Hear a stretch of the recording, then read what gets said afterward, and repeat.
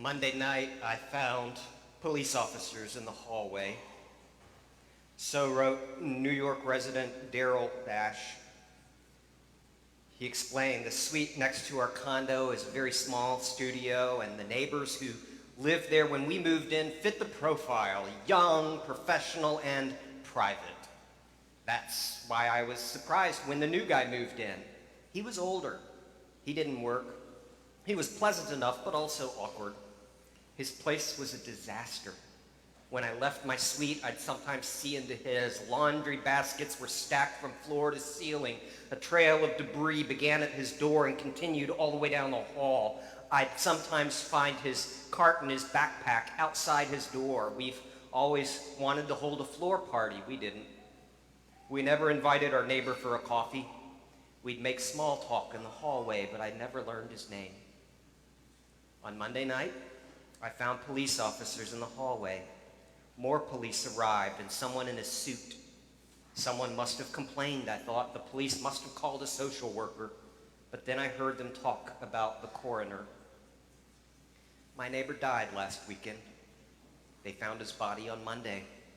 A police seal now secures his door. My neighbor is gone. So is the man who was killed by a falling tree limb in a local park last Friday. So is the man who was hit by a train near me early on Monday morning. Death surrounds me this week, even in a young community like mine. He writes, nothing might have changed if I'd invited my neighbor for a coffee, but I would have known his name. I might have known his story. Now I'll only know him as the hoarder next door. And that's no way to know a neighbor. All of us on some level, if there's some love or altruism or goodwill in our hearts, we want to have a positive impact in this brief life that God gives us between birth and death, this flashing moment that goes by so very quickly. We hope that we can have an impact, that we can have some influence, that we can bring some good, that we can hold somebody's hand or walk with somebody through something difficult, that we can provide some level of comfort or reassurance or care or healing in a lonely world of people who are suffering. So for followers of Jesus, if you want to follow him, how does he want us to influence our world?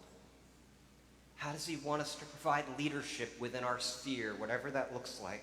How does he want us to influence and lead our families, our children, in our workplaces, in our ministries, in our churches, in our homes? We're going to read a passage in which Jesus talks about the world's way of influence and contrasts it with his own gospel way of influence, which he models for us. It's Luke, the 22nd chapter of the gospel according to Luke. I'll begin reading in the 24th verse. This is God's gospel. Also, we read, a dispute arose among them, that's the disciples, as to which of them was considered to be the greatest. Jesus said to them, the kings of the Gentiles lord it over them. The Gentiles were the non-Christians, the non-Jews, the unbelievers. The kings of the Gentiles lord it over them, and those who exercise authority over them call themselves benefactors. It was a euphemism. But you are not to be like that. Instead, the greatest among you must be like the youngest, and the one who rules like the one who serves. For who is greater, the one who is at the table or the one who serves? Is it not the one who's at the table? But I am among you as one who serves. You are those who have stood by me in my trials, and I confer on you a kingdom, just as my Father conferred one on me, so that you may eat and drink at my table in my kingdom and sit on thrones, judging the 12 tribes of Israel. What do we see here? First, we see Jesus draw attention to the world's way of influence, the world's way of leadership, which is always, he explains, from the top down. He says, the rulers of the Gentiles lord it over them. Those who exercise authority over them call themselves benefactors. They influence by lording it over them, by exercising authority over. It's a top-down leadership model where you put your people on top to make sure that everybody below you serves you and does what you want. And don't be confused by that term benefactor. It was a euphemism then. It was the most despotic and corrupt of leaders called themselves benefactors, but it was all about them.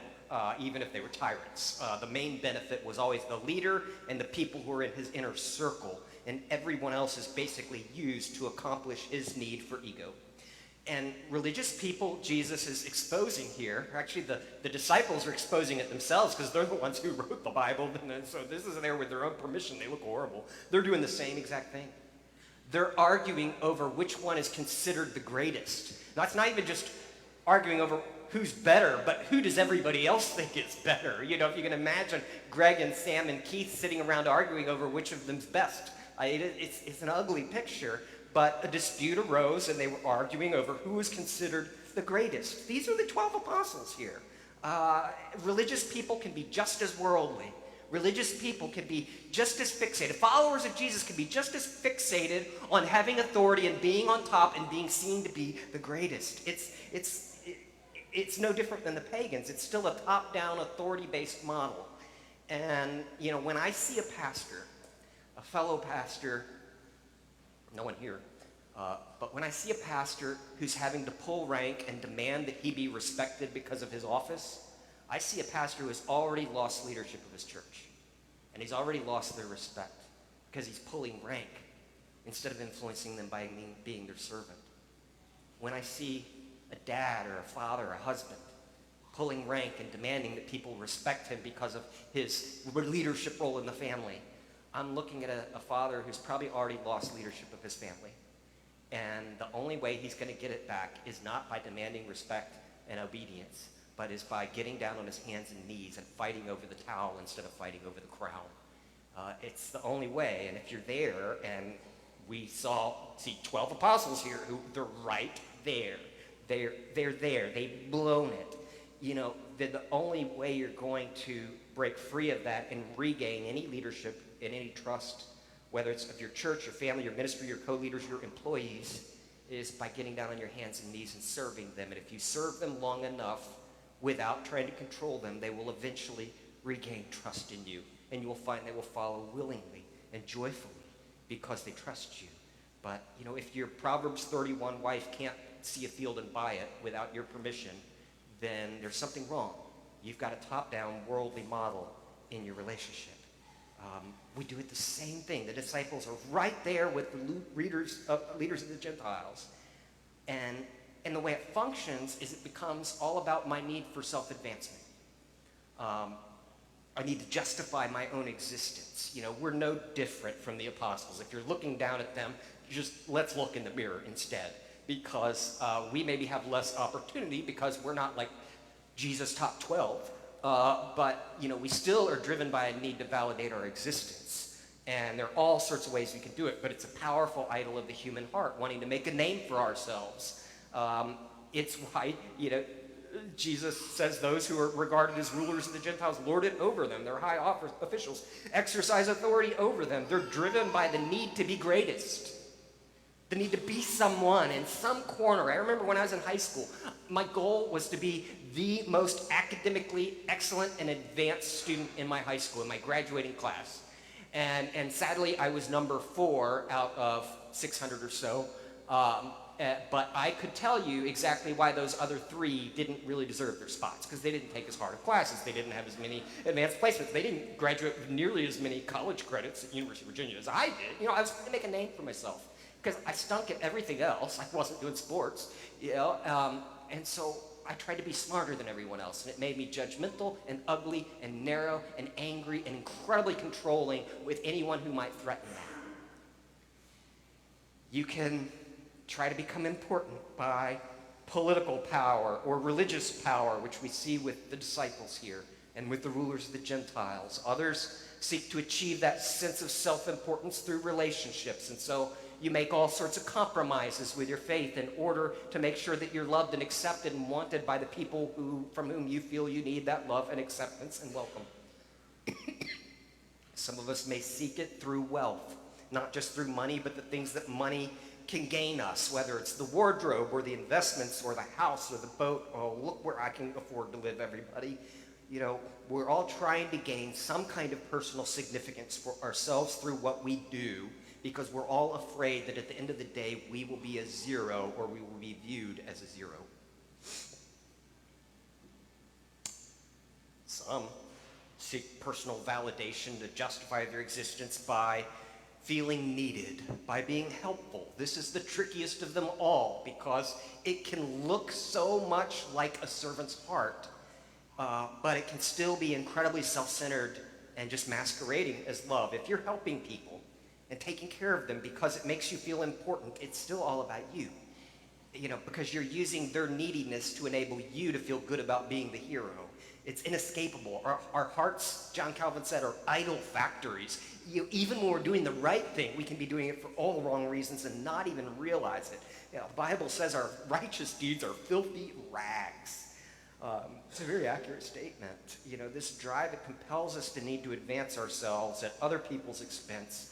And it's really just another manifestation of this worldly notion of top-down leadership. I have to make myself something, and I'm going to do that through whatever means I have at my disposal. So we see here, Jesus points out the world's way of leadership, which is all about authority and structure and being on top and claiming your rank and using people. The gospel way of leadership he presents here is something radically different. It is always from below, even if you're in authority. He says, the kings of the Gentiles lord it over them, but you must not be like that. Instead, the one who rules must be like the one who serves.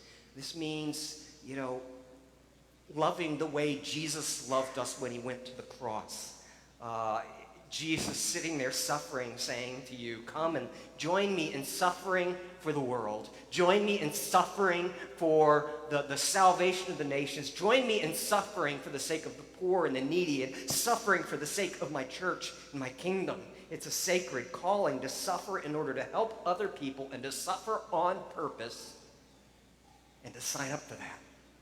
It's always from below with gospel leadership, gospel influence, and it's from a posture of equality. Jesus says the kings of the Gentiles lord it over them, but you are not to be like that. Instead, the greatest among you must be like the youngest. And you're like, that doesn't make sense. It doesn't make sense in our culture because we idolize youth, but they did not. In their culture, the youngest was the person who did all the worst chores.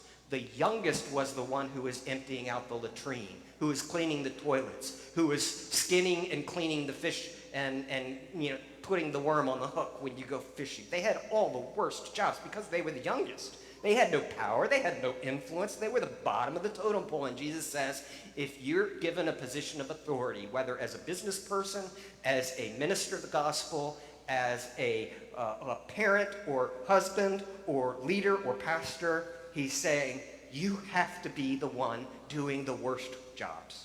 You have to be the one taking the lowest spot. You have to be the littlest of the little kids that gets the grunt work, because that's how we serve one another, is with this position of equality where there are no little people.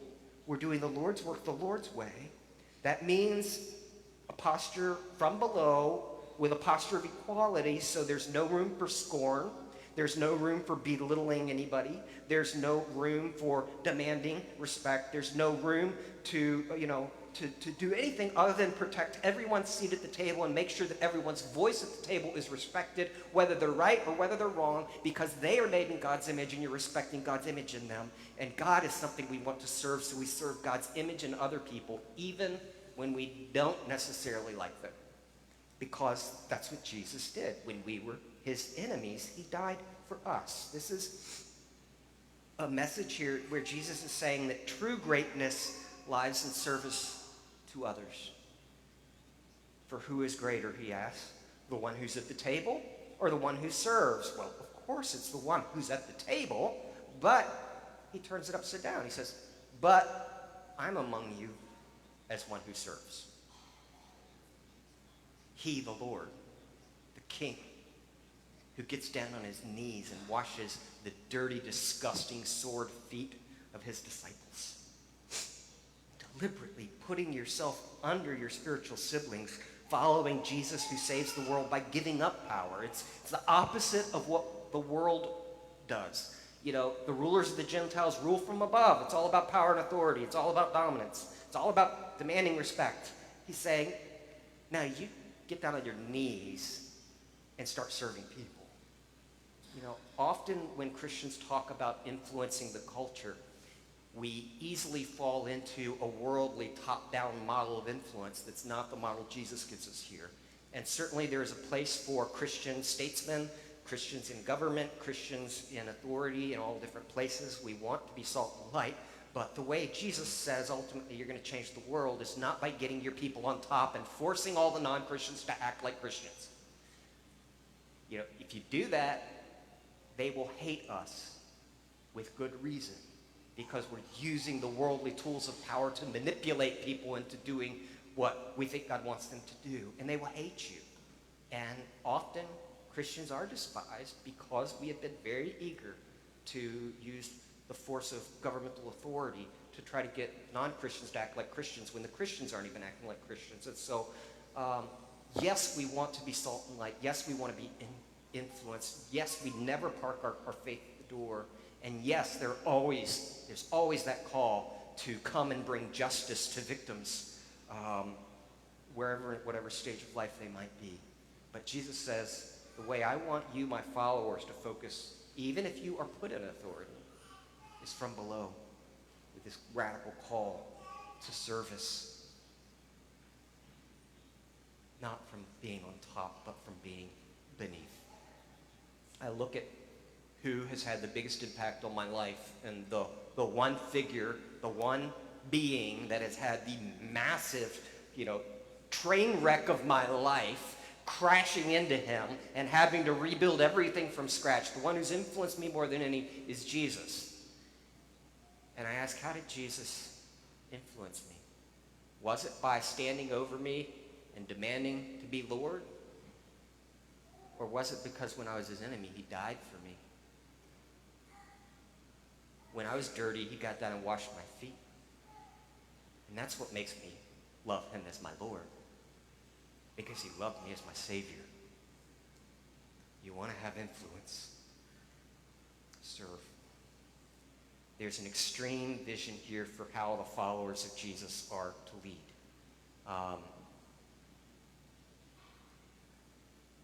It's a great legacy. I mean, when you look at the passage about the early Christians that we just read, Romans chapter 16, where Paul, in his letter to the church at Rome, he greets a whole bunch of leaders, 30-some leaders. And they were men and they were women and they were from every race and every tongue and every tribe. Persis was a Persian woman, probably the only one in the church. Sam covered this text a few weeks ago.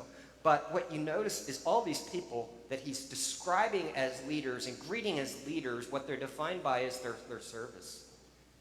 Phoebe was a great help, he wrote. She was a deaconess, literally a servant of the church. Priscilla and Aquila risked their lives, he says, and they hosted a church. Mary worked hard, he says. Andronicus and Junius were outstanding among the apostles. Urbanus was a worker. Tryphena and Tryphosa worked hard in the Lord. Rufus's mother was a mother. She mothered Paul. Timothy was a worker. Tertius and amanuensis, a scribe. Gaius opened his home. These leaders are all known not by being on top making decisions, but being on the bottom serving others and serving God. These were not religious consumers. They were Christians who were fired up for God and ready to sacrifice on purpose for other people with a radical commitment to Jesus. It's a holy calling here. In a modern sense, we might consider these extremists. It's a sort of one of the poetic ironies of the gospel of Jesus that if you think that your salvation is up to you performing good works, you're going to have no power to do them and you're going to end up a slave. But once you see that Jesus rescued you and that what you do has nothing to do with it, it's merely a response to his grace because he saved you on the cross fully, finally, and forever. And when that sinks in, you know what happens is you start wanting to serve Jesus. And you start finding the power to serve Jesus and to walk with him and to sacrifice in order to honor him with your life, so that at the end of your life he says, well done, good and faithful servant. You have been faithful in a few things. Now I put you in charge of many. Motivated out of a love for Jesus because of his grace. You know, we talk about extremism today, and usually we have this like left to right, paradigm where on the one hand you've got atheism and secular disbelief, scientific materialism, there's only the physical universe, nothing else. And then on the other end, you've got kind of violent religious extremism. You've got like some of the more extreme settlers in the West Bank, and you've got the Hindu nationalists, and you've got, Al-Qaeda and Islamic State, and the thought as moderns frame it is, you're always safe somewhere in the middle. You just don't want to take, everything's good in moderation, we say. But that does not follow the paradigm we see here, because it all depends on what you're being extreme about, what your core thing is that you take to the extreme. The early followers of Jesus were not moderate in loving God and neighbor. They weren't moderate. They were willing to die for their faith. And so many of them did. The blood of the martyrs was the seed of the church through which it grew. You think of the ACLU, American Civil Liberties Union. They are extremists for the idea of civil liberty. And so they are so extreme, using the world's paradigm, that they will support somebody's right to stand in the street with a white sheet and burn a cross as an act of hatred. But that's because what they're zealous about, what they're extreme about, is civil liberties, even the civil liberties of bad people to say bad things. It all depends on what you're extreme about. One of the most extremist religious groups on the planet are the Amish. And you know what? Nobody's worried about the Amish. They don't even have snaps and zippers. What they're fundamental about, what they're absolute extremists about is living a simple life and minding their own business and following Jesus with their lives. And nobody's threatened by that. It all depends on what you're extreme about.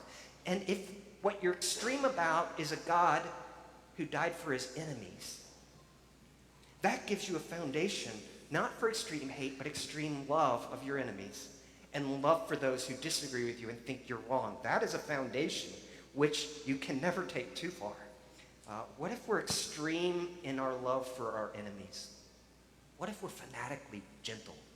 What if you take personal kindness uncomfortably too far so that people wonder what you're really after?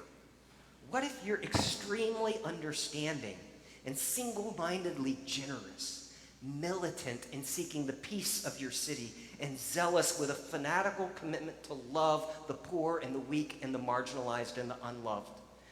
What if the world doesn't need moderates in these things? When these early Christians heard what Jesus said and they took it to the heart, they outdid one another in serving each other from below. The Reverend Dr. Martin Luther King Jr. in his 1963 letter to a Birmingham jail responds to a group of white conservative pastors who criticized him and labeled him as an extremist. He writes this: "Though I was initially disappointed at being categorized as an extremist, as I continued to think about the matter, I gradually gained a measure of satisfaction from the label. Was not Jesus an extremist for love? Was not Amos an extremist for justice? Was not St. Paul an extremist for the Christian gospel? Was not Martin Luther an extremist when he said, 'Here I stand, I can do otherwise, so help me God,' and was willing to go to his death for that? Or John Bunyan, who said, 'I will stay in jail to the end of my days before I make a butchery of my conscience.'" So the question, he writes, is not whether we will be extremists, but what kind of extremists we will be. Will we be extremists for hate or for love? Jesus Christ was an extremist for love. He writes, "There was a time when the church was very powerful, in the time when the early Christians rejoiced at being deemed worthy to suffer for what they believed. In those days, the church was not merely a thermometer that recorded the ideas and principles of popular opinion. It was a thermostat that transformed the mores of society. Whenever the early Christians entered a town, the people in power became disturbed and immediately sought to convict the Christians for being disturbers of the peace and outside agitators. But the Christians pressed on in the conviction that they were a colony of heaven, called to obey God rather than man. They were small in number, but they were big in commitment. He writes, they were too God-intoxicated to be intimidated. A radical vision to love as a servant from below on purpose, because that's what Jesus did for us. How is it possible? It's possible to love this way because Jesus describes here the challenge. We have to be willing to be a zero in the world's eyes. We have to be willing to not be greatest. You know, Leonard Bernstein complained that nobody wants to play second fiddle.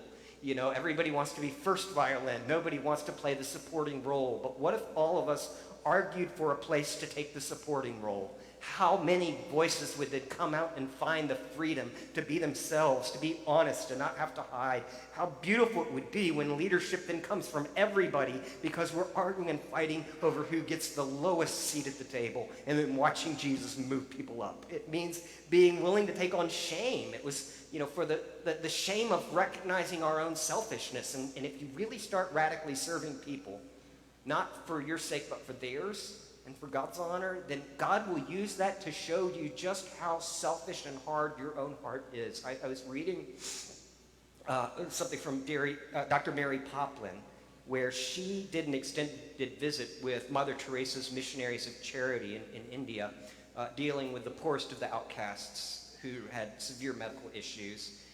And she says, it's where I discovered the darkness of my own heart. You see, she was trying to care for a 5-month-old infant who had severe deformities and was constantly ill and often very miserable. And Dr. Poplin always found ways to avoid feeding this one child. But one day it was unavoidable. She explains, she writes, when feeding time was over, the babies were falling asleep in their bassinets, and I was getting ready to go. I glanced at the infants on my way out the door, and I noticed that undigested formula was dripping out of this child's bassinet. He had thrown up what must have been the entire 8-ounce bottle. Looking around for someone to tell as I left, I saw no one in the infant area, and the few adults in the room had their hands full with other children. So I decided, with no little struggle, to stay and clean up the mess. I put on my apron again. I lifted the baby out of his bassinet and held him on my shoulders. I began to gather the dirty sheets together to use them to wipe up the mess. And as I was cleaning, I heard a muffled sound from this infant that I was holding in my arms. Tears were pouring out of this little boy's eyes, and the only sound he could make was a convulsive sob. And as I looked at him, I saw in myself what the prophet Jeremiah called the desperate wickedness of the heart.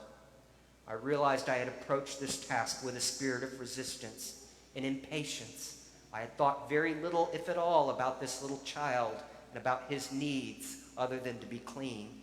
And as I threw the sheets into the laundry pile, I began to bathe this little misshapen body, and I began to change his clothes. And afterward, I held him to myself tightly as I looked at him and rocked him and prayed for him. In a short time, he was asleep. And I must tell you that the moment I saw him weeping and realized the wretchedness in my heart, I knew it was my sin. There was no doubt in my mind that this is what Christ meant when he said, out of the heart come evil thoughts. I asked Jesus to forgive me. I asked Jesus to change me. And in those moments, as I rocked that little baby boy, I could feel Christ's work inside my heart, inside my spirit, just as surely if he were sitting right next to me. Often serving is precisely what God does to show us, as he showed her, just how selfish our heart is, and to change us, and to melt our hearts, and to fill us with his love for little boys with big problems. When we find it hard to risk being a zero, We need to look to Jesus because he's giving us a kingdom. He says to his disciples, I confer on you now a kingdom just as my Father conferred it onto me. The Greek tense here implies that they're already part of God's kingdom, even if he's pointing them ahead to the day when he will make everything right. Here in Jesus, he gives us a kingdom, and he does that by being a king who dies for us. A king who gives up everything in heaven in order to gain the one thing he wants most, which is you.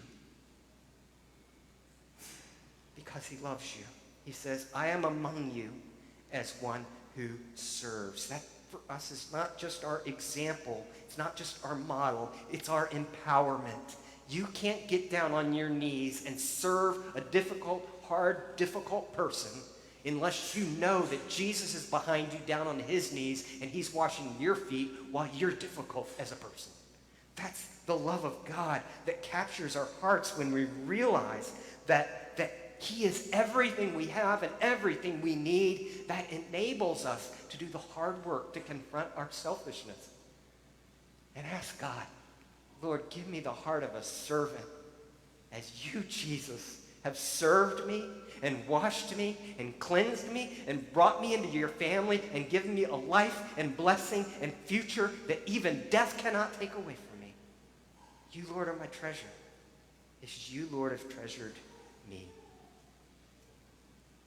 There was an NPR episode a number of years ago that focused on a woman named Sarah who was sharing her family's public fall from grace. She had grown up in a very wealthy and privileged family, an enormous house, beautiful clothes, expensive schools, country club memberships. Mom and dad both had Porsches. Her mom decked herself out with stunning jewelry. Sarah's dad was an upwardly mobile lawyer, and despite all the outward signs of success, though, the home life was marked by constant pressure to keep up the family's image.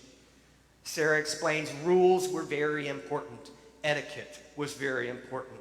My dad's insane temper could be set off by the slightest offense. When I heard his Porsche rumble up the driveway every day when he came home, I would run and hide myself in my room. So because maybe today would be the day he found a candy wrapper in the sofa cushion. It was all about avoiding awakening the bee's nest inside him. But that glittering image came to a screeching halt one night. Sarah described the fateful day when her parents called a family meeting and explained that his father had gained most of his wealth by defrauding an elderly client who was disabled and unable to catch the discrepancies. He had purchased all of their splendor by robbing an elderly sick man with disabilities. They lost the Porsches, they lost their furniture, they lost their house. He lost his job. He was disbarred as a lawyer, permanently losing his career. They said to the children, we're going to have to start over. Their family friends all disowned them because they made them look bad now. Sarah's mother had to go back to work, changing sheets at a nursing home and serving as the janitor at their Baptist church. And yet in the midst of this death, the death of their security, the death of their wealth, of their achievement, of their identity, a most beautiful new life was actually hatched. Sarah explains, my dad instantly became better. He was happy. He chewed gum. He had never chewed gum before. And he wasn't such a jerk all the time. And Mom, her transformation was amazing. She started packing bagged lunches for homeless people who lived under a bridge. She went to Rwanda during the genocide in order to serve those who were in harm's way. She even let a homeless guy named Earl live with us once. He was a fugitive, but who are we to judge? Who are we to judge, really? See, when they had to justify themselves before the watching world, they were miserable. They lived in fear and anger. When they lost it all, but had Jesus, they gained a joy that they never knew was possible. Friends, that's my prayer for all of us, that we would have Jesus, even if we have nothing else. Let's pray.